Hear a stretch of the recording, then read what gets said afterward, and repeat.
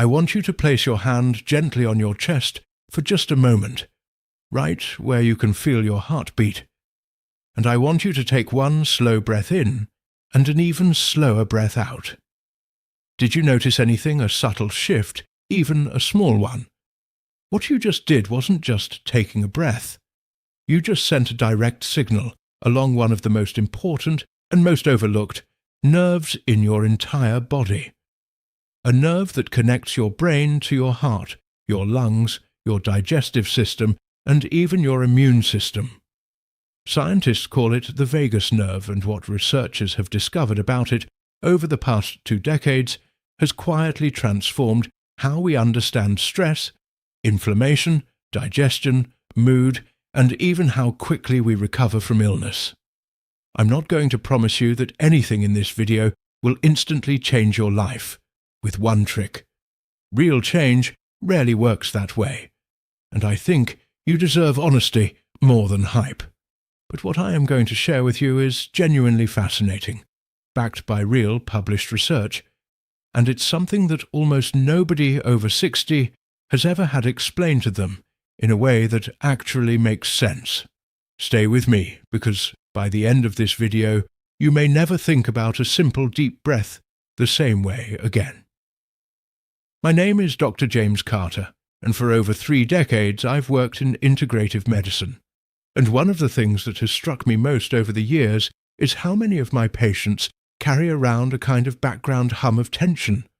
Not a crisis, not an emergency, just a persistent low-level state of on alert that they've lived with for so long they've forgotten what it feels like to be truly, deeply calm. And what the researcher on the vagus nerve has helped me understand is that this isn't just a mental or emotional state. It's a physiological one, and it's measurable, and in many cases, it's something we can actually influence. So let's talk about what the vagus nerve actually is, because I think once you understand this, so much of what we're going to discuss today will make intuitive sense. The vagus nerve is the longest of your cranial nerves.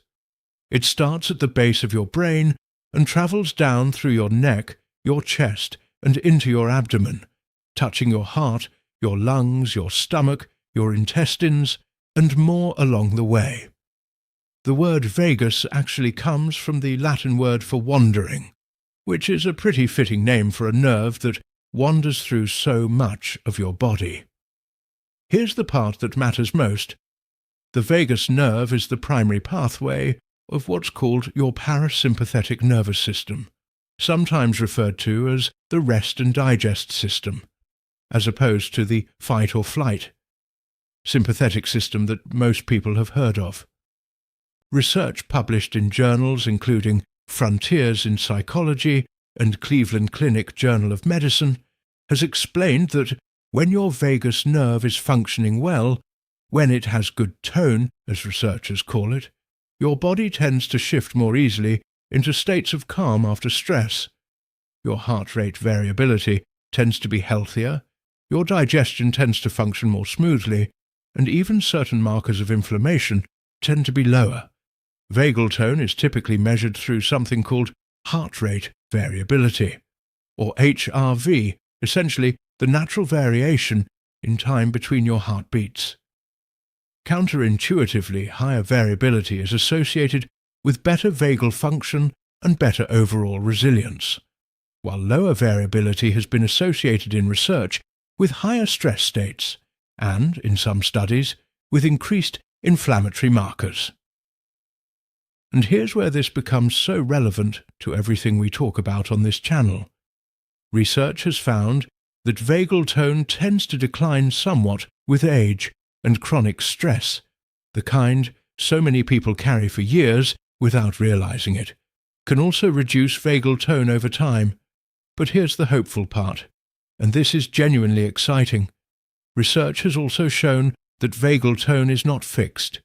There are specific, simple practices, backed by real studies, that can help support and even improve vagal tone over time.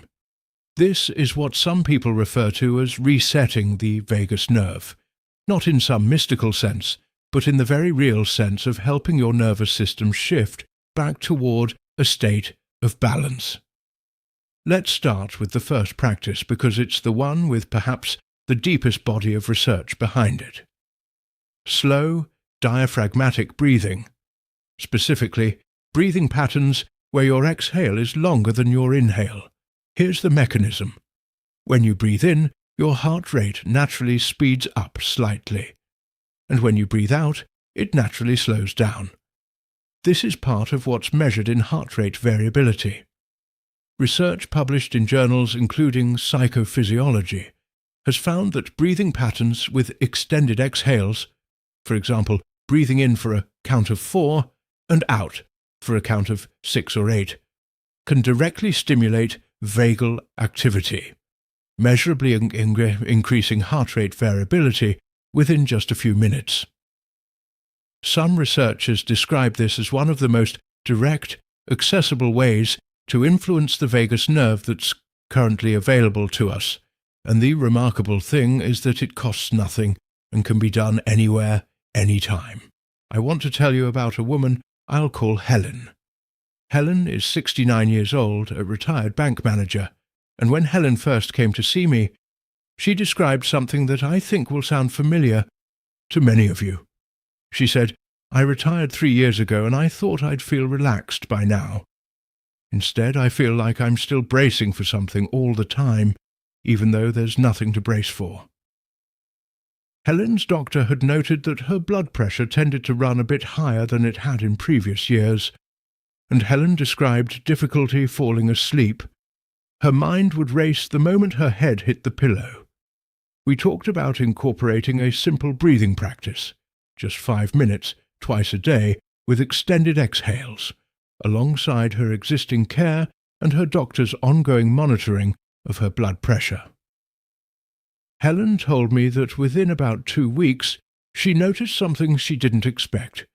The racing thoughts at bedtime had become quieter, not gone entirely, but quieter. She said, "I didn't realize how loud my own mind had become until it got a little softer."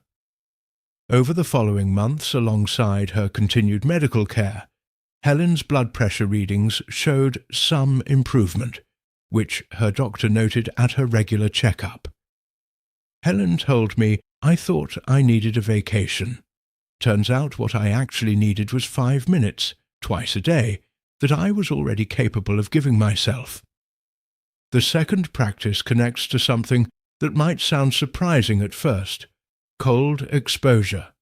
Specifically, brief exposure to cold water, such as splashing cold water on your face, or ending a shower with a short burst of cooler water. Here's the mechanism. Research published in journals, including the Journal of Physiology, has found that cold exposure to the face specifically can trigger something called the diving reflex, an evolutionary response that, among other things, involves vagal activation and a slowing of heart rate. I want to be very clear here because this is important. This doesn't mean ice baths or extreme cold exposure, which can actually be dangerous for some people, particularly those with certain cardiovascular conditions, and should never be attempted without first discussing it with your doctor. What the research has actually focused on, and what's accessible and low risk for most people, is something as simple as splashing cool water on your face for a few seconds, or finishing a warm shower with 15 to 30 seconds of cooler water. Some research has found that even this brief, gentle cold exposure was associated with measurable shifts in heart rate variability in the minutes following. Before we go further, I want to take a moment to connect with you directly, because I know everyone watching this video is carrying something different. Some of you are dealing with anxiety, some with digestive issues, some with sleep troubles, some simply with that background tension we talked about at the start. If you're watching this video, scroll down and tell me your age and what's been the biggest struggle for you when it comes to stress, sleep, or just feeling calm in your body. I read every single comment, and it genuinely helps me understand what this community needs most. And if this video has given you something valuable so far, please take a moment to hit the like button and subscribe if you haven't already. Because the next practice I'm going to share is one that connects to vagal tone in a way that almost nobody talks about. And once you understand the research behind it, I think it'll surprise you just how accessible it is. Stay with me. The third practice involves something called humming, or chanting, and I know this might sound unusual, but the research here is genuinely interesting. The vagus nerve has connections to the muscles in the back of your throat and your vocal cords. Research published in journals including Frontiers in Human Neuroscience has found that humming, chanting, or even gargling can stimulate these vagal connections through the vibration created in the throat. One study found that participants who hummed for several minutes showed changes in heart rate variability consistent with increased vagal activity. I find this particularly meaningful because it connects to something deeply human. Humming, chanting, and singing have been part of human culture, ritual, and comfort for as long as we have historical records, and it's fascinating that modern research is now finding a physiological mechanism that may help explain why these practices have felt soothing to people across cultures and throughout history. I want to tell you about a man I'll call Edward. Edward is 74 years old, a retired postal carrier, and Edward's story involves something he'd been dealing with for years: chronic digestive discomfort that his doctor had described as related to stress, after ruling out other causes through appropriate testing. Edward told me, "I've tried different foods, I've tried antacids, and nothing really seemed to get at whatever was actually causing it." We talked about the connection between the vagus nerve and digestion. The vagus nerve plays a significant role in regulating digestive processes, and research has explored connections between vagal tone and digestive symptoms in some individuals. Alongside his continued care with his doctor, Edward incorporated a combination of the breathing practice and, somewhat to his own amusement, a few minutes of humming each morning. He told me he felt a little silly doing it at first. But after about 6 weeks, Edward told me his digestive discomfort had become noticeably less frequent. He said, "I'm not going to pretend I understand exactly why humming in my kitchen every morning would help my stomach, but I'm not going to argue with feeling better either." Edward's story is a good reminder that sometimes the mechanisms behind these practices connect parts of our body that we never would have thought to link together ourselves. Now here's the secret I promised you, and I genuinely think this is the most overlooked piece of everything we've discussed today, partly because it's so simple that people dismiss it, and partly because almost nobody explains the actual mechanism behind it. It's social connection, specifically face-to-face conversation and engagement with other people. This might sound like it doesn't belong in a conversation about nerve physiology, but stay with me because the research here is genuinely fascinating. There's a theory developed by researcher Dr. Stephen Porges called the Polyvagal theory, which has generated significant research interest, proposing that the vagus nerve has a specific branch involved in social engagement, sometimes described as the social nervous system. Research has found that positive social interaction, eye contact, and even the tone of voice used in conversation can influence vagal activity. And some studies have found associations between social connection and heart rate variability, particularly in older adults. What makes this so overlooked is that we tend to think of nervous system health as something that requires special techniques or practices, when in fact one of the most well-researched factors may be something as fundamental and human as a genuine conversation with someone you care about. For so many people over 60, particularly those who may be living alone or who've lost a spouse, or whose social circles have naturally contracted with retirement, this research carries a particular weight. It suggests that maintaining social connection isn't just emotionally important.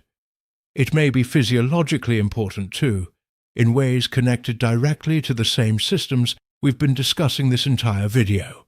I want to share one final story before we close. I want to tell you about a woman I'll call Dorothy. And yes, I'm aware I've used this name before, but this is a different Dorothy, an 79-year-old retired seamstress who had lost her husband 2 years before I met her. Dorothy described her days as quiet, not unhappy exactly, but quiet in a way that she said had started to feel heavy. She told me, "I have my routines. I'm not falling apart, but something feels muted." We talked about the practices we've discussed today, the breathing, the gentle cold water at the end of her shower, and we also talked about something Dorothy had been putting off, reconnecting with a weekly group of women she used to sew with, which she'd stopped attending after her husband passed away, partly out of grief and partly, she admitted, out of a kind of inertia. Dorothy decided to go back just once to see how it felt. She told me afterward, "I sat down and within 10 minutes I was laughing about something, and I hadn't laughed like that in longer than I want to admit." Dorothy continued going each week alongside the other practices we discussed, and several months later she told me something that I think speaks to everything we've covered today. She said, "I thought I needed to fix something inside myself. Turns out part of what I needed was just people, and I'd had access to that the whole time, I just hadn't been using it." Dorothy's story is, in many ways, the most powerful one I can share, because it illustrates that supporting your nervous system isn't always about something you take or do in isolation. Sometimes it's about something you already have access to that simply needs to be reactivated. As we come to the end of this video, I want to leave you with this: the systems inside your body that help you feel calm, that help you recover from stress, that connect your mind and your body in ways science is still working to fully understand. These systems are not relics of a younger version of you. They are active right now, responsive to small, gentle, evidence-based practices, and in many cases responsive to something as simple as a slow breath, a few minutes of humming, or a conversation with someone you care about. You are not too old for your nervous system to respond to care. You haven't missed your chance to feel calmer, to sleep better, to feel more like yourself. Every breath you take is an opportunity, a small, real, physiological opportunity, to gently support the systems that have been with you your entire life. If this video gave you something valuable today, please subscribe and share it with someone who might need to hear it. Leave a comment below with your age and what's been on your mind. I read every single one, and I'll see you in the next video. Take care of yourselves and take a breath. You've earned it.